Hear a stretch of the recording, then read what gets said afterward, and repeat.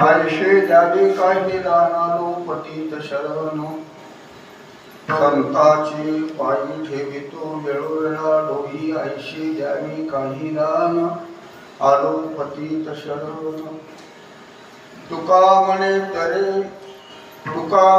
तरे भव सिंधू एक सरे आयुष्य द्यावे काही दान आलो पतित शरण पांडुरंगा करो प्रथम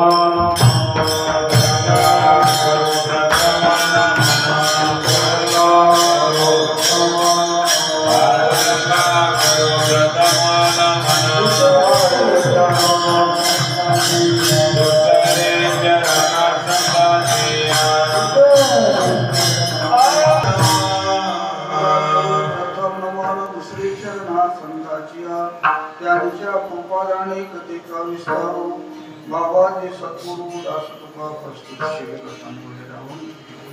संत सम्राट संत शिरोमणी जगदवंदे जगद्गुरु तुकोबारायचे अभंगाने अभंगाच्या प्रारंभी अनंत कोटी ब्रह्मांड नायक भगवान पंढरा त्यांना नमस्कार करून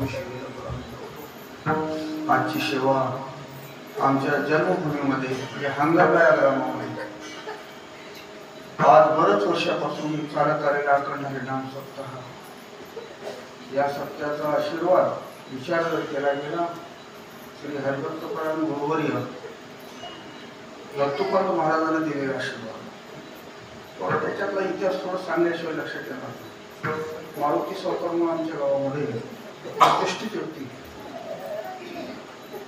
फक्त 50 एकर जमीन 60 एकर जमीन करून तो लेकर घेणार लेकर झाले पण मरणारे पोर झाले की मारायचे आळंदीची वारी त्यांची आमची चालू होती माझ्यासोबत विठ्ठलराव पाटील बिराला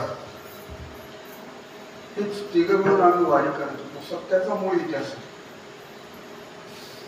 मग त्या दिवशी इंद्रायणीमध्ये स्नान करून बाहेर निघाले सहज म्हणजे आमच्या मागे जे लागलेला भोग आहे ते कधी सरळ एकच शब्द म्हणून त्याला कधी सरळ आपली काही ताकद नाही आपण जाऊ जातो म्हणतात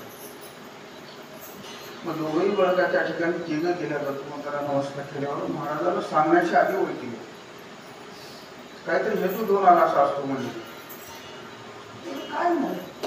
काय नाही तू चोरून बोलायचं नाही काय गोष्ट सावकार आले त्यांच्या संदर्भात आलेला त्यांची समस्या काय बोला सांगणं नाही करणं नाही काहीच नाही त्यावेळेस त्यांनी म्हणले बाबा अरे मारुती, तुला मुलगा वाटते ना? हो वाटते. मग इथं आळंदीला एक आमुषाची पंगत कर. पहिला शब्द. दुसरा शब्द, तुझ्या गावामध्ये कृष्णाष्टमीचे 3 सप्ते कर. हो म्हणून ते शब्द प्रसाद हातात घेतला. पहिला सप्ताह सुरू झाला की लगेच दुसऱ्या सप्त्याला, लगेच दुसऱ्या सप्त्यापर्यंत हरी जन्मला. हरिप्रसाद त्याचं नाव ठेवले.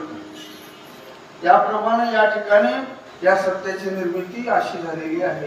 आणि ती बऱ्याच दिवसापासून चालत आलेला हा आशीर्वाद गंगोपाल दादासाहेबचे पूर्ण शिष्य आणि शिष्याचा त्यांचा आशीर्वाद म्हणजे दत्तूपंत.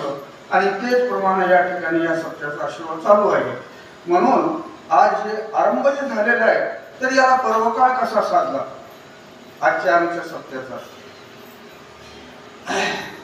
कृष्ण जयंतीचा सप्ताह बळीराम दादाच्या मंदिरामध्ये इकडल्या बाजूला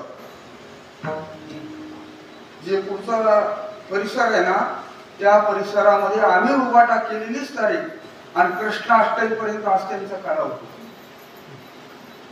असा हा पर्वकाळ साधलेला आहे. आणि त्या सप्त्यामध्ये आज यंदा आमच्या गावाला एक पर्वकाळ साधला. ते कोणता पर्वकाळ म्हणजे माऊली ज्ञानेश्वर महाराज यांचा जन्म 750 वर्षे पूर्ण गावोगाव याच्याकरता काही सप्ते उभा करण्यात. तर ते पर्वकाळ आम्हा तुम्हाला साधलेले आहे बरं का. साधला हा पर्वकाळ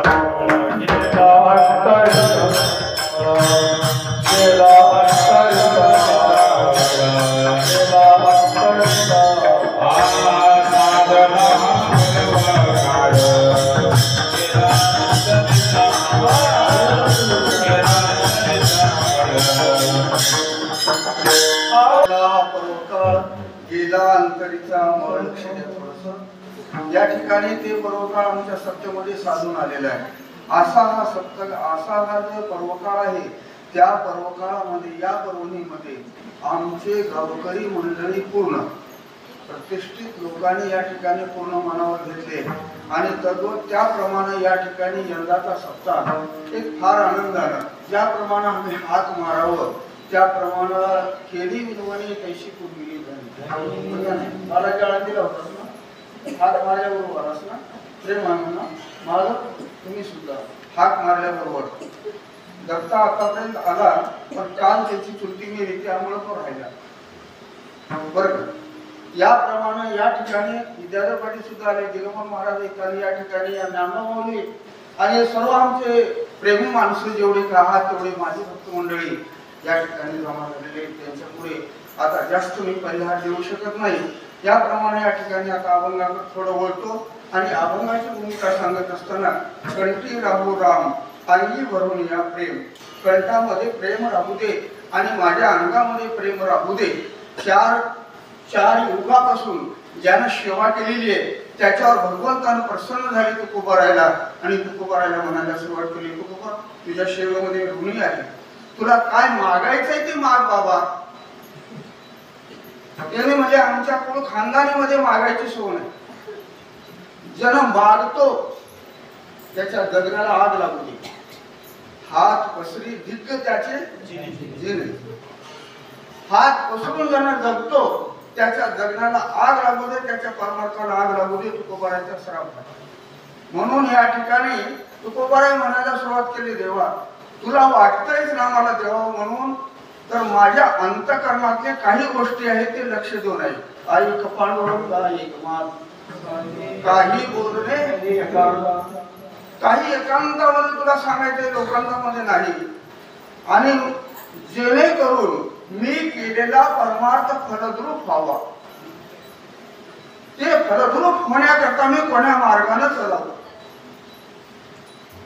असलं दान मला काहीतरी दे. अभंगाचा साधा सरळ सोपा अर्थ, कंठी राहो नाम, हे तुझं नाम माझ्या कंठामध्ये राहो. देवाने प्रश्न केले, म्हणायला सुरुवात केली, तुकोबा माझं नाम हे काय आहे मला माहिती नाही, त्याच्याबद्दल थोडं मला ऐकावं थोडं सांग. देवा तुझ्या नामामध्ये जे ताकद आहे ते तुझ्या ताकद नाही. आणि तुझ्या नामाचा महिमा आहे ते तुला माहिती नाही, ते आम्हाला माहिती. तुझ्या नामाचा महिमा तुझ्याकडे तुका म्हणे आम्हा गोडे जन्म गोड्यासाठी. म्हणून या ठिकाणी तुझ्या नामाची काय महती आहे, साधू संतांच्या अनुभवातून आलेला हा रस आहे. प्रथम अवतारामध्ये भक्त प्रल्हाद, त्याच्या बापाने त्याला अनेक प्रकारचा त्रास दिला तरी त्याला धक्का लागलेला नाही. हे ताकद कोणाची आहे? ही ताकद नामाची आहे. खूप प्रमाण माहित मला बरं का. अगदी जळी तरी न जळी नाही, प्रल्हादाशी पिता तरी तो जातनी खांबावर येला वगैरे वगैरे सगळे प्रमाण लागतात त्या ठिकाणी. पण वेळ पहिलेच नाही. त्यातल्या त्या असलं तरी आज गाथा पूजा झालंय, प्रत्येकाला सर्व झालेलं आहे. म्हणून थोडक्या वेळात थोडकं सांगून पुढे निघणार आहे मी. त्रतायुगामध्ये भक्त प्रल्हाद म्हणून मी भक्त झालो. तुझ्या नामानं मला प्रत्येक ठिकाणी तारलेलं आहे. म्हणून तुझ्या नामाचा महिमा नाम प्रल्हाद उच्चारी त्याशी सोडवी नरहरी. उचलून घेतला कडीवरी भक्त सुखे निवाला. मी नाम घेतल्यामुळं तुला एकदम खांबात प्रगट व्हावं लागलं आणि माझ्या दैत्याला मारून तू धर्माची उभा केला. तुझ्या नामातली ही ताकद आहे. पहिली शब्द पहिला. दुसरा, त्रेतायुगामध्ये प्रभू रामचंद्र अवताराला आले, पण लंकेला जायचं काम पडलं. सर्वाला बहुश्रुत आहे, पण ज्यावेळेस सेतू बांधायचं होतं त्यावेळेस सगळे दगडामध्ये बुडत होते. मारुतरायाने त्या ठिकाणी श्रीराम म्हणून नाव लिहिलं आणि जे राम म्हणून नाव लिहिलेलं आहे ते सगळे दगड पाण्यावर उदकी तारलेले पाषाण. हे महिमा त्रेतायुगातली गोष्ट आहे. कर्तायोग, त्रेतायोग. द्वापार योगामध्ये कोण आहे? द्वापार योगामध्ये गोपीने प्रेम भगवंतावर केलेले, जे भगवंताचं नाम घेतलेले आहेत ते इतर आणि जपी तपी संन्यासी योगी या सगळ्या लोकांनाही त्याचा अधिकार लाभलेला नाहीये. हरिसुख पावले रे योगिया मुनिजना धानी, जे सुख असणे शैनी. हरिसुख पावले रे, हरिसुख पावले रे गोकुळच्या डोळ्या. गोपी बोलना सगळ्याला या नामाची महती, प्रेमाची महती कळाली आणि भगवंतावर प्रेम केल्यामुळं भगवंत त्यांचा ऋणी होऊन त्यांच्या जवळ राहतो. हे कोण्या योगाची गोष्ट आहे? द्वापार योगातली. मग आता आला कलियोग. या कलियोगामध्ये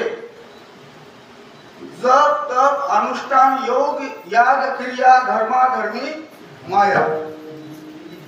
योग करा, तप करा, दान करा, काही करा. या कलियुगामध्ये तेवढं त्याच्यात बळ राहिलं नाही.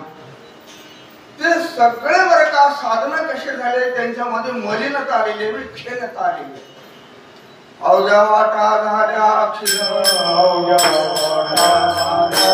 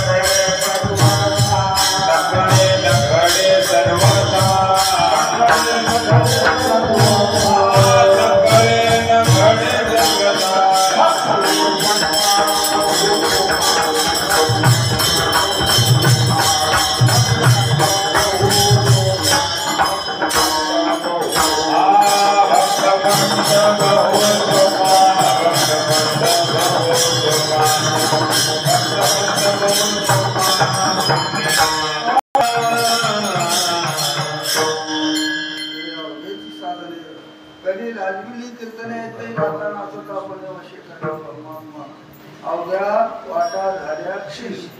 क्षीण म्हणजे हात वळण आहे म्हणजे होऊन गेलं. आमची पहिल्यासारखी राहिली नाही. 2 घंटे उभा टाकल्या तरी बसावं लागलं. या प्रमाणात जसं जसं शरीर क्षीण होत आहे तसे ते साधनं काय झाले, हातपाय म्हणून कुपा झाले. काय करावं म्हणजे आम्हाला तरी एवढं यज्ञ कोणी करत नाही, दान कोणी करत नाही, तपश्चर्या करत नाही. काय करावं म्हणजे त्या ठिकाणी. म्हणून त्या ठिकाणी सगळे आता क्षीण झाले आणि त्याच्या वाटाला तुम्ही कोणी जाऊ नका. कलियुगामध्ये काय, चारी योगा माझी परम, कलियोग हे उत्तम. आता योगायोगाचा जर विषय सांगित बसला तर माझ्याकडे थोडस लांब जाईल, पण जाऊ देणार नाही. काळजी करू नका, मी वेळेला नाही म्हणतो. तुम्ही मात्र डोळ्यावर आळस घेऊ नका. विषय असा आहे या ठिकाणी, तो कलियोग करता करता द्वापार कली 4 योग आहेत. 4 योगातल्या साधना वेगळ्या, आयुष्य वेगळं आणि त्या ठिकाणचं परमार्थ सुद्धा वेगळं. प्रत्येक ठिकाणी मागला आता पुढे घेतलं तर जमणार नाही. करता योगामध्ये याच मानवाला आयुष्य 1 लाख, तीर्थयोगामध्ये 1 लाखात 1 शून्य पेटलं 10,000. पुन्हा द्वापार योगामध्ये 1 शून्य पेटलं 1,000. पुन्हा कलियुगामध्ये त्याच्यातलं शून्य पेटलं किती. तिथल्या साधना, करता योगातल्या साधना 60,000 वर्ष तपश्चर्या करावं भगवंताची प्राप्ती, ते साधन. मग जीव कुठं राहत होता, अन्न नसताना हाडा जीव राहत होता. हाड उघडून झालोपर्यंत माणूस मरत नव्हतो. हे करता योग. त्रेतायोगामध्ये 100 यज्ञ करावं भगवंताची प्राप्ती. द्वापार योगामध्ये देवाची पूजा करावं तर भगवंताची प्राप्ती.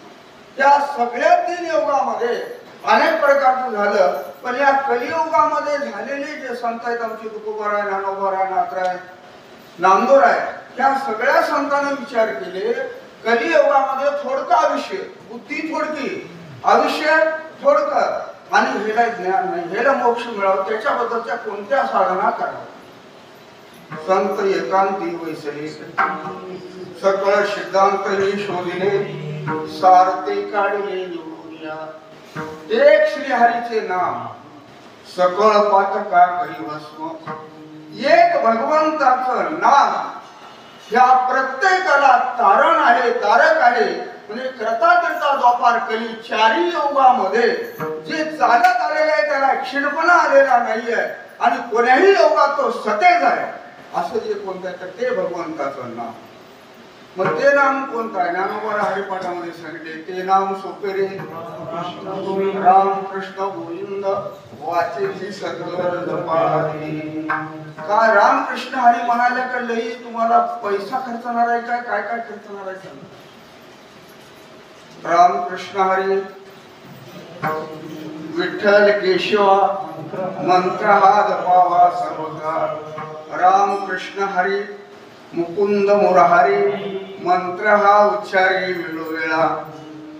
रामकृष्ण हरी हे मंत्र तुम्हाला जपण्याकरता किती वेळ लागणार आहे सांगा, वेळ लागणार आहे, किती पैसा खर्चणार आहे आणि काय काय होणार आहे. त्या ठिकाणी तुम्ही काही काम करीत असताना जरी लाभ घेतल्या तरी ते नाम तुम्हाला वाया जाणार नाही. कामामध्ये काम काही म्हणा राम राम जाईला नाम तर सर्वजण घेऊन.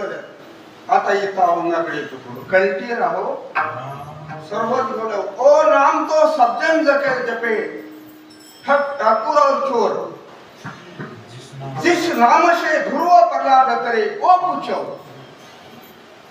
सगळे लोक नाम घेऊल्यात, नाम घेऊल्यात पण जीव काढून घेऊल्यात, मूर्त्या संग संसार केल्यावर. आता ते नाम घेत असताना त्याचं जीवन काय आहे हे मात्र पता लागलेला नाही. म्हणून आजच्या अभंगामध्ये तुकोबाराय सांगतात, कंठी राहो नाम अंगी भरून या प्रेम.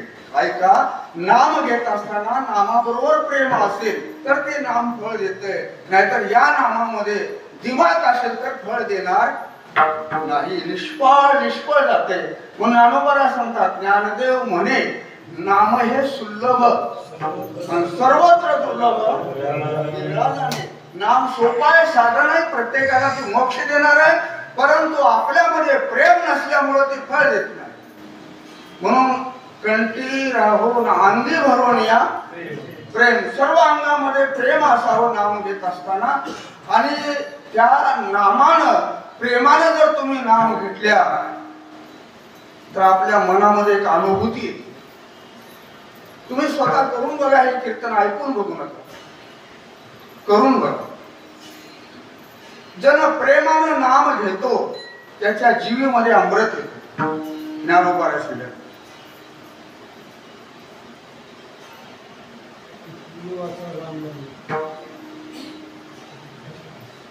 जीवीमध्ये अमृत येतो.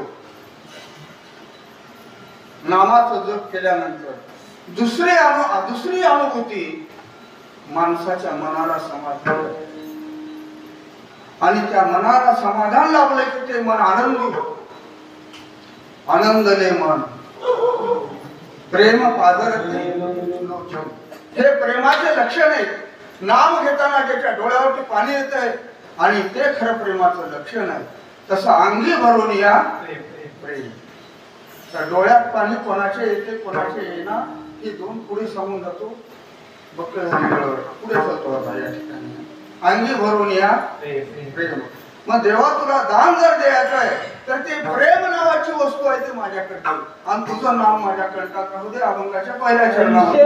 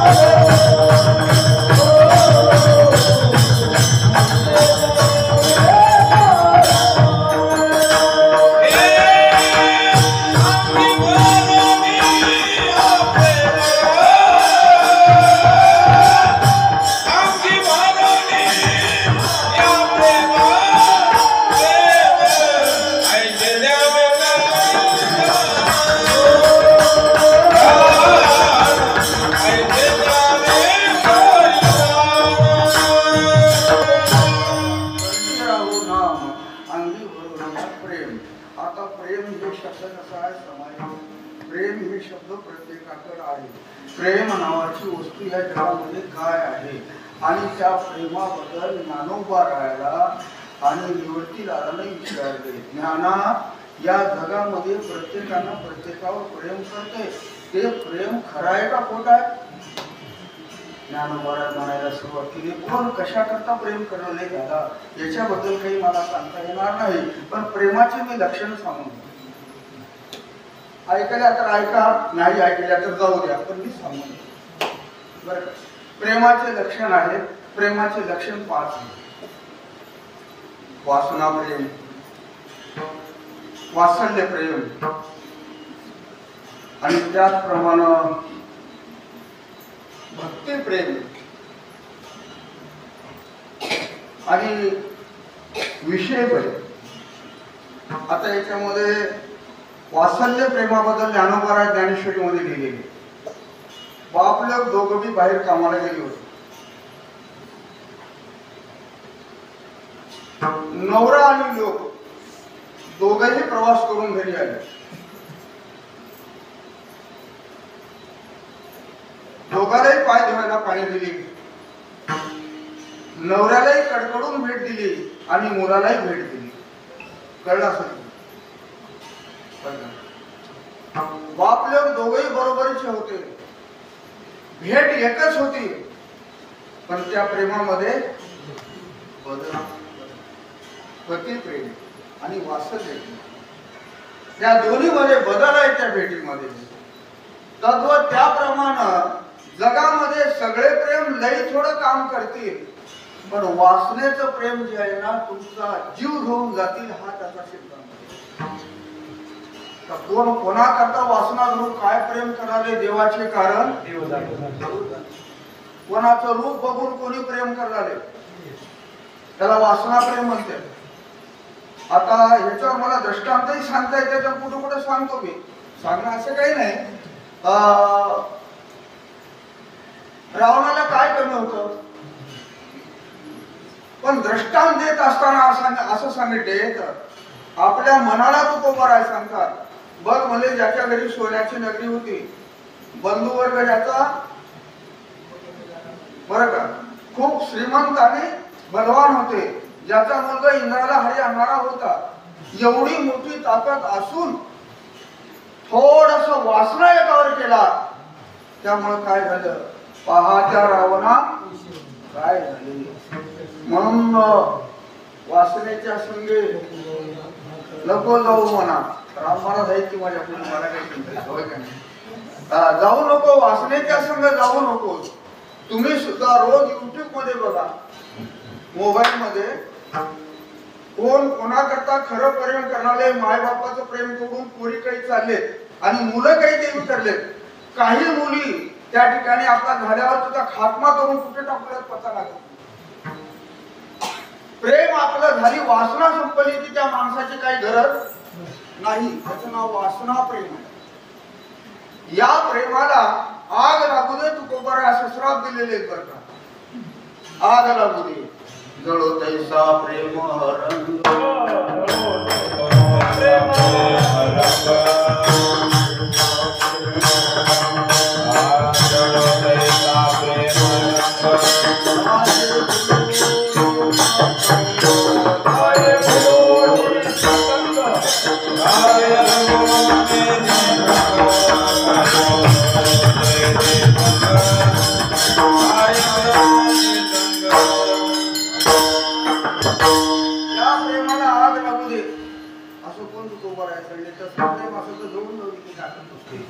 एक पतंग नावाचा किडा आहे आणि दिव्याला होतो तो लाल फळ मग खायला जातो तिथं दोन मरतो. पतंग वगैरे वगैरे सगळे करतात. नादामध्ये हरण केला, हाती गेला वगैरे वगैरे सगळे काय आता सांगत बसतो या ठिकाणी. कारण काय हे आजचं कीर्तन म्हणजे आमच्या युट्यूब वाल्याचा उपकार आहे थोडं. हे आपल्या पूर्ण देशात चाललं हे कीर्तन. आता हे ऐकू राहिले तुम्ही हंगरदेवलाच ऐकू राहिले असं नाही, सगळेच ऐकू राहिले लाईव्ह आहे चालू. मग या ठिकाणी मला काय सांगायचं, हे प्रेम जे आहे का नाही त्या दिमागाचं प्रेम काही असतं बरं का. प्रेम खरे दिशी जाणार बिना अंतरी भावना जगाला दाखवाय करता प्रेम राहते. कसलं राहतंय त्याच्यावर तुकोबार आहे गात्यामध्ये गाभण लिहिले. एका गावात एक बाई मेली होती, दोन बाहेर रडत होती. साधं सरळ सोपं सांगून जातो. एक बाई मेली, दोन बाहेर रडले. एकटी मोठ्यानं रडणारी, एकटी रडत ना झाली.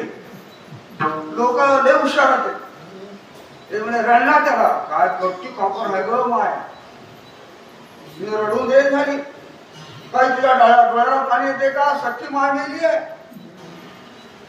बाया बसना खरी जिची माया होती, माय मेली होती, तिच्या डोळ्याला पाणी येत नव्हतं.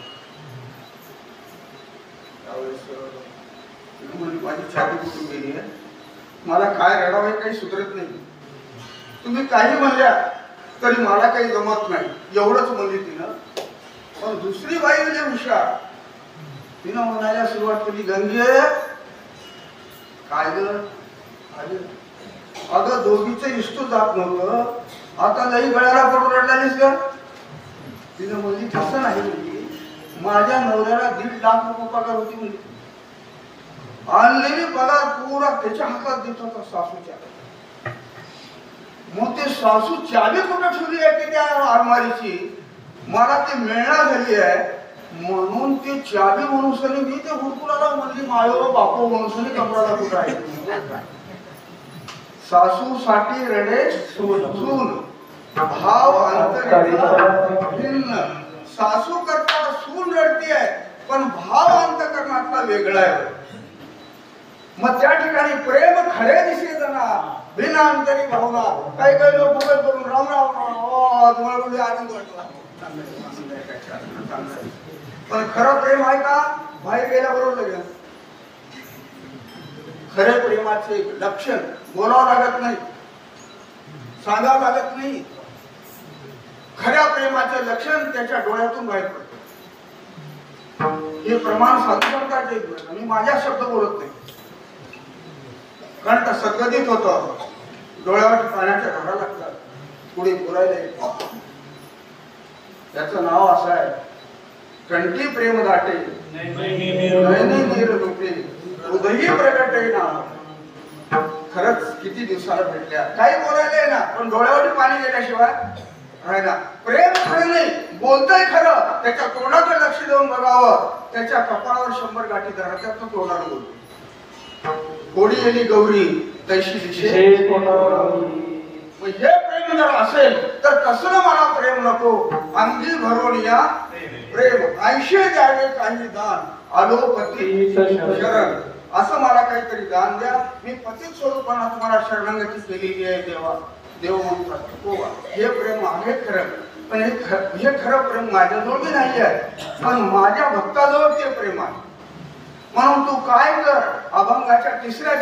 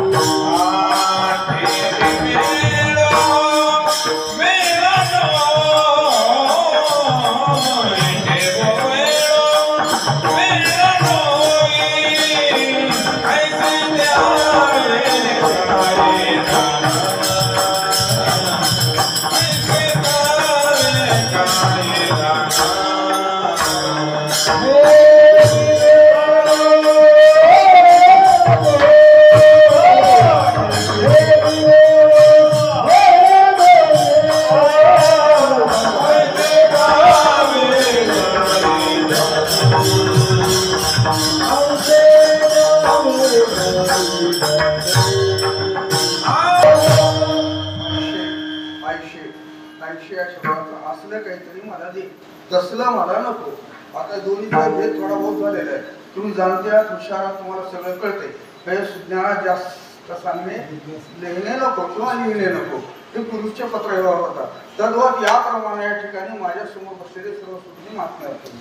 म्हणून तुमच्या पुढे सांगायची माझी ताकद नाही, पण तुकोबा आहे म्हणतात संतांची पायी आयुष्य द्यावे काही, असं मला काहीतरी दान द्या. जे साधू संतांना प्रेम करून तुम्ही त्याच्या प्रेमामध्ये गुंतलेल्या आणि ते प्रेम माझ्याकडे द्यावं. जर यदा कदाचित हे प्रेम तुला मी दिलो, साधू संतांनी जर दिले, तर त्याचा फायदा काय? अभंगाच्या शेवटच्या चरणामध्ये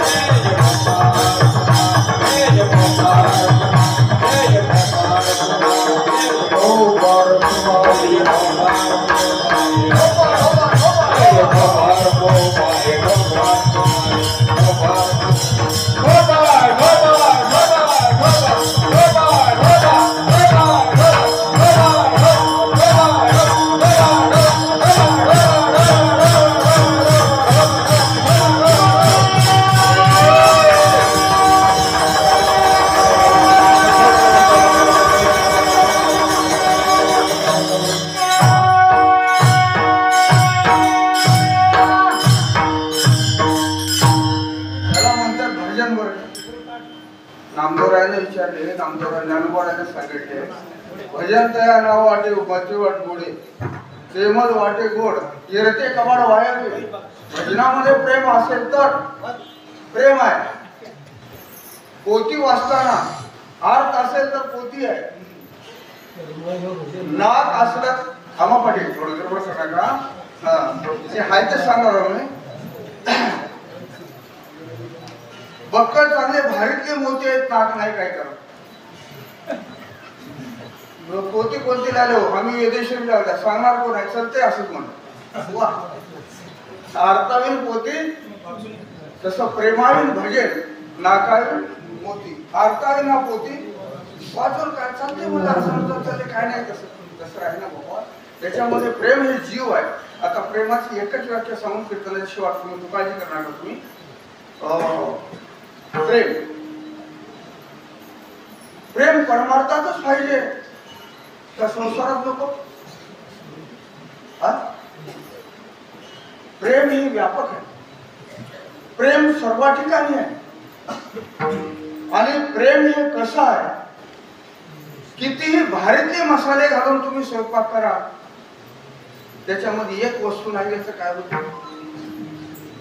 ते वस्तू लक्षात आली असं तुमच्या काय मीठ मीठ बर का रुचीने देते अन्न ज्यात नसता लावून बर का. ते किती भारीतला स्वयंपाक करा कोणताही मिस्त्री म्हणाला बर का कोणताही आचार्य आणा स्वयंपाक मीठ घाला ते कर बना करा मला महाराज गावचं गाव मला बरोबर नाही म्हणजे थोडी बरं का याच्याकरता करणार नाही. मीठ हे कसं आहे सगळ्यामध्ये व्यापक स्वयंपाकात आहे. आणि शेवटी सगळ्याला चव आणून बसतोय कुठं इस्तारीवर. एका कडला आहे त्यानं मी लय मोठा मला मध्ये घालून म्हणणार त्याला कारण का ज्यानं सर्वांमध्ये मिसळून राहते त्यानं एका कडला. मीठ त्याचा अर्थ असा आहे स्वयंपाकात जसं मीठ आहे तसं तुमच्या आमच्या वागण्यामध्ये मित्र असो मित्रामध्ये मित्र प्रेम असेल तर मित्रत्व आहे. बाप असो लोक असो दोघांमध्ये प्रेम आहे तर बाप लोकांचं नातं आहे. नवरा असो बायको असो दोघांमध्ये जर प्रेम असेल तर नवरा बायकोचं नाते, नवरा कोणकी बायको कोणकी, बाप कोणकी लोक कोणकी, ह्यानं कोणकी त्यानं कोणकी. कशानं होतं हे सगळं? कशानं? प्रेमानं. म्हणजे प्रेम जर विचार केलं तर प्रेम नाही ते जगण्याला काही किंमत आहे का? जसं स्वयंपाकाला किंमत नाही मिठाशिवाय, तसं प्रेम एकूण एकाबद्दल जर नसेल तर जगण्याला अजिबात किंमत नाही. म्हणून ते प्रेम आयशे द्यावे काही, आणि ते प्रेम दे देवा. आता आयशे आयशे म्हणल्यानंतर कैशे, त्याला एक दृष्टांत आहे. भिल्लनीनं रूपानं नीट होती का जातीनं नीट होती? कपडे घालत होती का कोणा माडीमध्ये होती? सांगायचा अर्थ असा आहे, राहायला झोपडी होती, नेसायला साडी नव्हती, अंगावर कपडे नव्हते, वल्कले धारण केली होती, पण भगवंताबद्दल प्रेम होतं म्हणून तिच्याकरता वनवासात जावं लागलं. भिल्लनीचं प्रेम किती प्रेम होतं, आणि देवाला दुसरं काय दिली बायको.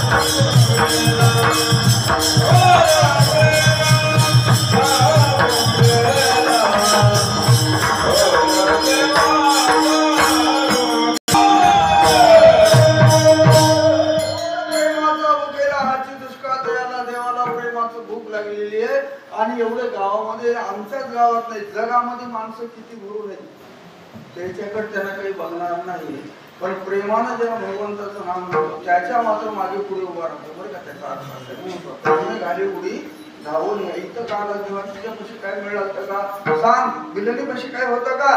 नाही, काहीच नव्हतं. बसायला तिला टाकली तर काय, एक दगड टाकली, दगड, त्या दगडावर आसन करून बसले रामप्रभू. त्या ठिकाणी या देशाचा त्रिलोक्याचा राजा आहे भगवान, पण त्या ठिकाणी तिच्या प्रेमाला बघून त्याला दगड बनलं नाही. उष्टे गोरं खाल्ले, ऐका म्हणा आवडीची थोर प्रेमाचा भुकेला हाती दुष्काळ. त्या राज्या भिल्लनीच्या प्रेमामध्ये जाऊन तू अविद्या सोडून तिच्या करता जर गेलास तू, तसलं प्रेम मला. आयशे द्यावे काही आलोपतीत शरण. विषय इथं कठीतो, पुढे चालतो. एक गर्व राहिले शिल्लक. तुका म्हणे तरे भव सिंधू सरे. हे प्रेम तुला जर दिलो, समज तुला काय फायदा आहे त्याच्यात? कोण म्हणते? देव म्हणते. कोणाला म्हणते?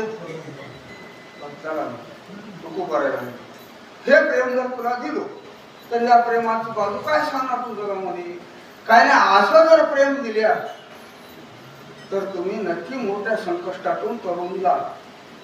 त्याचा फायदा एवढाच, त्याचा फायदा एवढा. बरं बोल्याबरोबर आता संकट चांगलं करणाऱ्याला येते, मंगळ करणाऱ्याला येईना असं काही म्हणू नका. देवाची भक्ती करणाऱ्याला बी संकट येते आणि देवाचं काम करणाऱ्याला बी संकट येते. मात्रा देवाचं काम करायला गेले. तुम्हाला माहिती आहे का? सीतेच्या स्तुतीला जाताना कोणते कोणते राक्षसना उठले होते गिळायला? कोणाच्या पाया पडून वाटलं दिला, कोणाचं पोट फाडून वाटलं दिलं. ऐसा प्रतापी असंच तिघी बाया आपल्या जे नाव पुराणातले तिघी बाया परस्परांमध्ये चर्चा करायला सुरुवात. चर्चेमध्ये विषय रंगला. प्रत्येकानं आपल्या नवऱ्याची स्तुती करायला सुरुवात केली. नवऱ्याची स्तुती करताना सगळ्याच्या पुढे लोकमुद्रा बोलला. अगं म्हणजे तुमच्या नवऱ्यापेक्षा माझा नवरा श्रेष्ठ आहे. ऐका, ती पतिव्रता बाईला नवऱ्याचा कमीपणा सहन होत नाही. शिवनेरीमध्ये एक विषय आहे.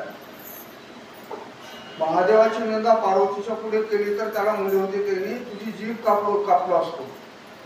तो आती साईड म्हणून जा म्हणले. म्हणजे महादेव सारा होता तिला हिमालय पर्वता पुष्कळ. तसं पतिव्रता स्त्रीला नवऱ्याची जर एखादी निंदा कानाला ऐकली तर पुढचं माणूस नीट वाटत नाही. लोकमुद्रा म्हणजे माझा नवरा लई श्रेष्ठ आहे. म्हणजे कशावरून? अडीच गुटक्यामध्ये समुद्राची मन केलाय एवढा माझा नवरा श्रेष्ठ आहे. कोण तपश्चर्यामध्ये एवढं केले सांगा. आणि वाचन झाले सगळे, काहीच बोलणार तुम्हाला. पण सीतामाऊली म्हणली माझा नवरा या जगामध्ये ना भूतो ना भविष्यातील पाण्यावर दगड टाकून सेतू बांधला. घोर केली ख्याती भरत भेटी सोमई या प्रमाणात शिळे तारलं. माझा नवरा दगडावर काय पाण्यावर दगड तारलं.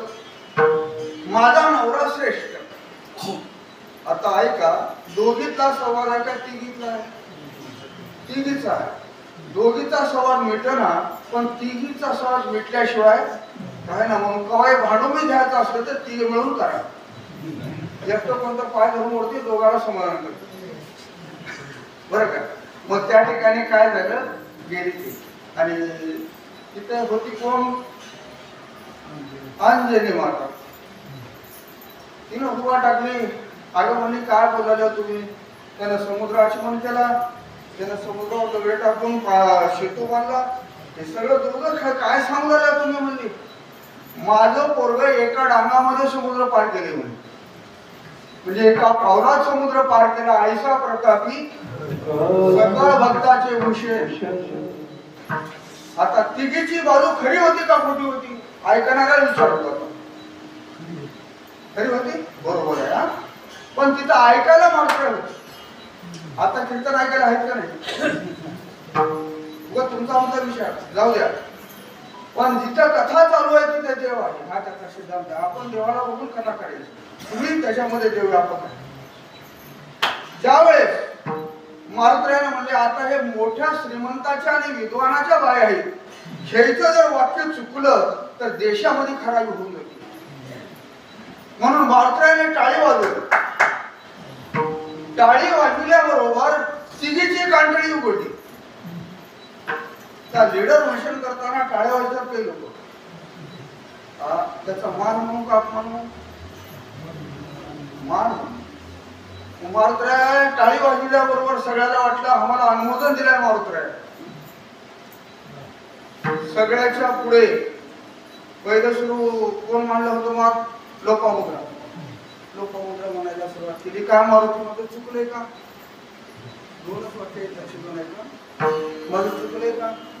ऐका, चूक काढणारा माणूस शहाणा का नाही? शहाणी माणसं चूक काढतात बरोबर. मग खेळ्या माझी हाणीया थोड पेच आमच्या नांदोरायचं प्रमाण आहे आणि त्याच्यामध्ये थोडस पेच आहे. शहाणे माणसं डायरेक्ट कनेक्शन करत नाही. डायरेक्ट नाही त्याच्याकडे. मग त्यांनी काय करतात? कुणकुण का होईना धरून त्याची चूक त्याला कळावा असं करतात. त्यावेळेस मात्र म्हणायला सुरुवात केली. तुम्ही मोठे तपोधन महाऋषीचे ऋषी आहात, ऋषीची पत्नी आहात. मी पाला खाणारा माकड आहे. मला काय त्याच्यात ज्ञान आहे तेवढं नाही. कोण सांगा ह्याच्यात टाळी का वाजविलास मला हे सांग. खरं म्हणू का खोटं म्हणू? माझं खरं आहे का खोटं आहे? मी खरं म्हणणार खोटंही म्हणणार. तुमच्या नवऱ्याला जाऊन विचार. गेली लोकांमोठ्या नवऱ्याकडे म्हणायला सुरुवात केली. का हो तुम्ही 2.5 फुटक्यामध्ये समुद्र आचमन केलं नाही का? मला आयुष्य होऊन गेलं. आता कोण तू लग्नाला आल्या शेत किती एकर आहे म्हणून विचारली. काय भानगड आहे म्हणजे आज काय भानगड झाली सांग की. काय नाही म्हणजे भर सगळे मध्ये मारुती माझा अपमान केला. शाने माणसं जगात जीवनात कोणाचा अपमान करत नाही. तुझं काहीतरी चुकलं. कोण म्हणजे अगस्ती म्हणे. कोणाला म्हणजे लोकांमध्ये. खरं आचमन केलं नाही का तुम्ही हे सांगा. म्हणजे मी केलो नाही तर 2.5 फूट बामणाची काय ताकद आहे? केशवाय नमा माधवाय नमा म्हणून ज्यावेळेस आचमन केलं त्यावेळेस ते समुद्र माझ्या पोटात कवा आले हे मला माहिती नाही. हे महिमान म्हणजे नाम सोडले माझं मोठेपणा सांगितले सोडून मला आता उगम माफी मारलं जाऊन. चूक कळली मला. चूक कळली की संपवलं. आता मला माहिती आहे की उगं बोलायला गेले म्हणतात. काही काही लोक असं म्हणतात बोलून जातात आणि उगं म्हणायला गेलो उगं नाही अवघड आहे सगळं. जाऊ द्या त्या ठिकाणी. मग सगळ्याच्या पुढे आले कोण? सीता माऊली. का मारुती माझं गणित चुकले का? ते तर माझे गुरु आणि माझा देव सर्वस्व माझा प्रभू राम आहे. माझं जीवन राम आणि त्यांची आदिशक्ती माता तुम्ही आहात. तुमची निंदा करणं माझ्यासारख्या पामरांना म्हणू शकतो. तुमच्याच नवऱ्याला विचारलं. सीता गेली का हो? भर सभेमध्ये मारुती माझा अपमान केलाय. तुम्ही समुद्रावर सेतू बांधलेला खरं आहे का खोटा? मग तुला काय पडलं होतं सांगायचं काम? काय नाही बोलत बोलत सहज बोललो. म्हणजे सहजी बोलताना शहाण्या माणसाने विचार करून बोललो. आम्ही कीर्तनकार लोक इथं बोलत असताना लाखो लोकांकडे जात होती. आम्ही शब्द तोंडातून उच्चार करताना लाख पटीने उच्चार करावा लागतो. लाख पटीने. एक जर चुकीचा शब्द वापरतो तर हजारो लोक चुकीचं वागते. महाराष्ट्रात तुमचा विश्वास आहे फक्त. पण सांगणाऱ्याने चुकीने सांगू नये हा त्याचा सिद्धांत. मग त्या ठिकाणी काय झालं? हे बघ माझा घडलेला दृष्टांत सांगतो. म्हणजे सेतू बांधायचं काम होतं. तू अशोकवनात होतीस. अर्ध सेतू बांधकाम झालं. आपण बी काहीतरी मदत करावं म्हणून 3 दगड टाकायला गेलो. एवढ्या रात्रीच्या उठून रामपूर चालल्यात म्हणून मी त्यांच्या मारुती माझ्या मागवली. त्याला मला माहितीच नाही. एक घरात टाकला तो म्हणून बुडाला. दुसरा टाकला बुडालं. तिसरा टाकला बुडालं. बुडाल्याबरोबर मला पडलेल्या माणसाला दुःख राहणार. पण कोणी बघितले का पहिले इकडे बघते म्हणून पडल्याबरोबर असं गुडघे फिरते बघणार. कोणी मला बघितले की नाही म्हणून बघते. तसं त्या ठिकाणी राम प्रभू मागे करून पाहिले. कोणी बघितलं नाही. मारुती हा जोडून पुढे पडला. त्याने म्हणायला सुरुवात केली मारुती तू तो वाढते म्हणजे पहिल्या कड्याला चालू. तसं हे प्रभू हे तुझ्या नामाचा महिमा आहे. तुझा महिमा नाही. तुझ्या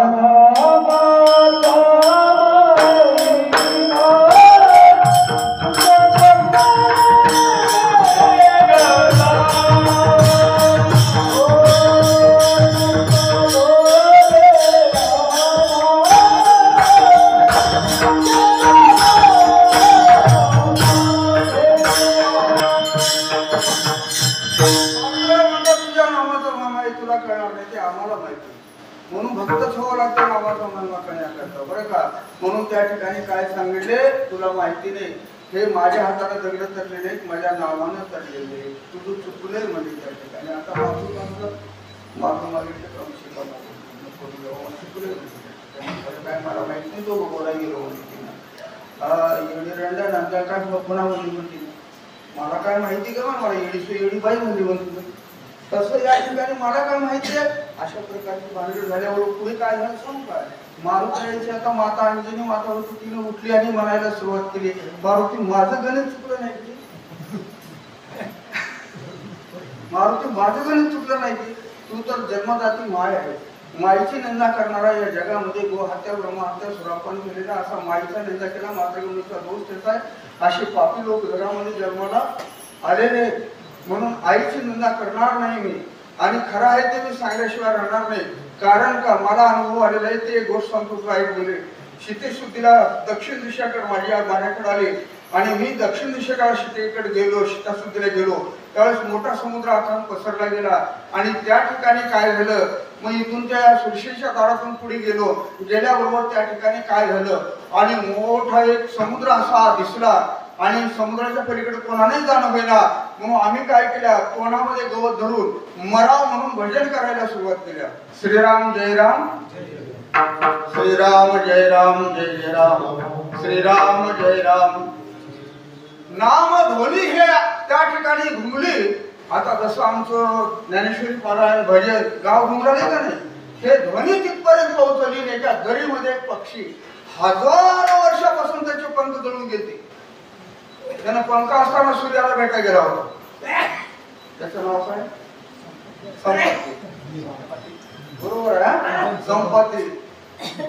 हा, मग त्या ठिकाणी काय झालं आणि त्या संपत्तीला पंख फुटले. वैजनाचा नार ऐकल्याबरोबर संपाती धावत धावत आला आणि साष्टांग तरी दंडवत घातला. कोणाच्या वानराच्या फळावर. अरे बाबा अग्र वानर, तुम्ही तोडात धावत धरून का मारला, तुम्ही मला सांगा म्हणल्याबरोबर त्या ठिकाणी त्यांनी म्हणायला सुरुवात केली, शीतेची सुद्धी आम्हाला झाली नाही. 1 महिन्याची अवधी आहे. 1 महिन्याच्या मध्ये जर शीते सुद्धी गेली तर बरं झालं, नाही तर गाढवावर बसून मिरवणूक आहे. आमच्या राजाचं बोलणं खोटं नाही. याच्याकरता मरणापेक्षा अभ्यास खोटं म्हणून आम्ही मरलेल्या इथं म्हणलं. त्यानं म्हणला काळजी करू नका, मला इथून सीता दिसली, इथून मला सीता दिसली. रावणाच्या अशोकवनात सीता सुखी आहे. पता लागला म्हणजे दोघं आनंदाने सगळे नाचायला सुरुवात केली. सीतेची पता लागल्यावर सगळे वानर म्हणून मला विनंती केली. कथा कोण कोणाला सांगणारे? मारुत्र आपल्या आईला सांगायला सुरुवात केली. आईसा प्रतापी छातीला हात लावले. आईसा प्रतापी घर म्हणलेली आई होती, तिला सांगितले नको नको हे शब्द बोलू.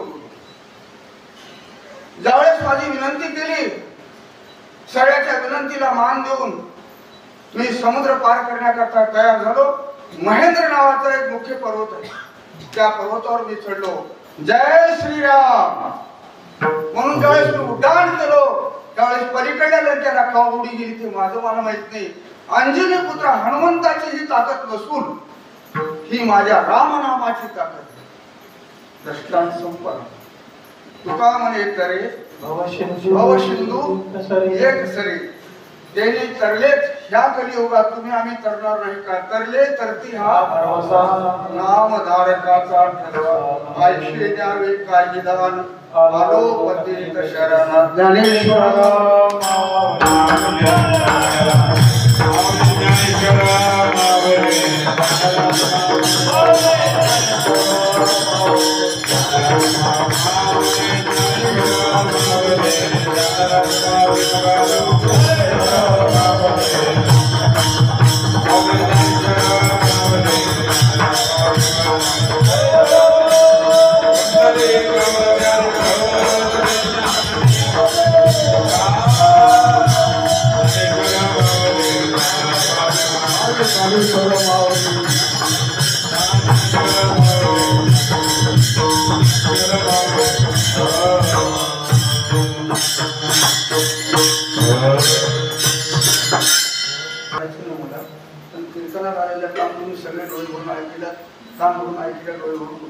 कोणी झोपी गेले.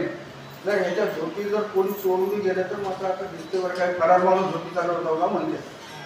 हे कीर्तन ऐकणारे आता बरेच लोक आहेत, लाखो लोक आहेत बरं का सध्या. म्हणून तुम्हाला सांगतो, डोळे झाकू नका. आणि शेवटचे भजन राहिले, शेवटचे भजन आहे ते प्रत्येकाला इमानदारीनं मनातून प्रेमानं बरं का टाळी वाजवा. लाज भय शंका दुर्लक्षा हे सगळं सोडा आणि टाळी वाजवा. तुकाराम